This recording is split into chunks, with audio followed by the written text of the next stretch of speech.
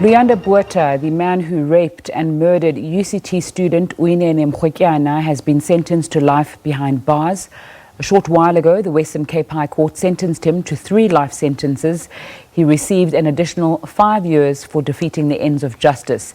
Botha will not be eligible for parole for the next 25 years. He confessed to killing the 19-year-old in August and led police to the place where he'd buried her body. Botha lured Mrwetyana to the Clearance police office where he worked. He then raped and murdered her. Uyinene's charred body was found in a shallow grave in Khayelitsha a week after she'd gone missing.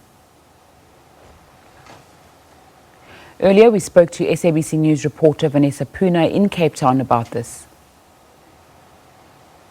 What was due to have been the start of pre-trial proceedings here in the Western Cape High Court ended up in the court. Judge Sali Shlope accepting a plea and sentencing agreement as had been discussed between the defence as well as the state. In this case, of course, the Director of Public Prosecutions in the province, Advocate Rodney de Kock. Now, the plea and sentencing agreement, of course, relates to Luyanda Botha's earlier confession which he had made, in which he had confessed to having raped as well as killed, doused with petrol and then buried in a shallow grave the body of 19-year-old UCT student Uyinene Mrwetyana. The court has accepted that plea agreement, and he has been found guilty subsequently on 3 counts, or rather 2 counts of rape, 1 of murder and 1 of defeating the administration of justice. And that, of course, relates to him having cleaned up and trying to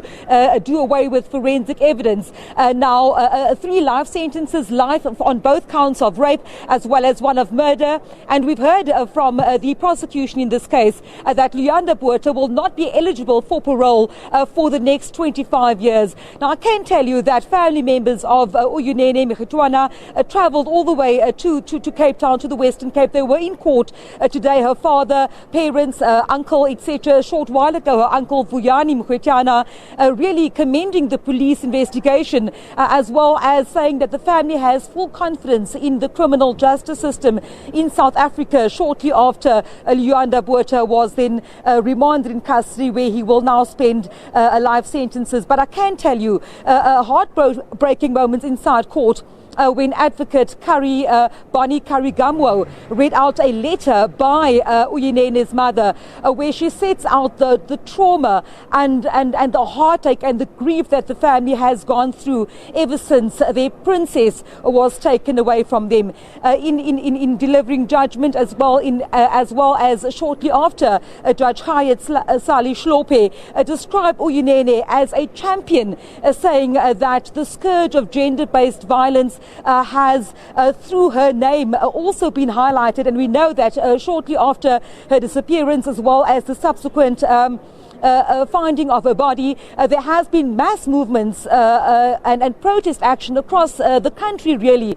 Her case, her murder, brutal rape and murder, having highlighted the scourge of gender-based violence in not just Cape Town, but also in the country as a whole. And outside court, I can tell you that there have been quite a few activists that have gathered outside court. They've been following this matter ever since her disappearance, as well as when her body was found, and of course the previous court appearances in the Wynberg Magistrates Court, where Luyanda Botha then first appeared, and the matter then having been transferred to this court today, a matter which Advocate Rodney de Kock says has been concluded within 2 months, and saying that the NPA is indeed committed to solving and to assisting police in cases of gender-based violence, as we've seen a young 19-year-old UCT student, Uyinene Mrwetyana, brutally raped and killed.